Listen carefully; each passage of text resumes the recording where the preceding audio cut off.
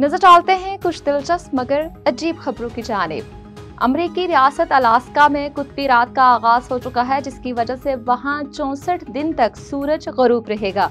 Alaska की सबसे शुमाली बस्ती अताकागोगो में आखिरी सूरज गरूब हो चुका है और अंटार्कटिका सर्कल में कुत्बी रात के इस आगाज के बायस ये शहर अब 22 जनवरी 2026 तक सूरज को दोबारा नहीं देख पाएगा। जमीन के महवर के झुकाव की वजह से अताकागोग के अगले 64 दिनों तक सूरज उफक से ऊपर नहीं उठेगा। ताहम अलास्का की यह बस्ती मुकम्मल तारीकी में नहीं डूबेगी और ये चंद घंटों तक सिविल ट्वाइलाइट का तजर्बा करेगी, जो एक हल्की नीली रोशनी होती है।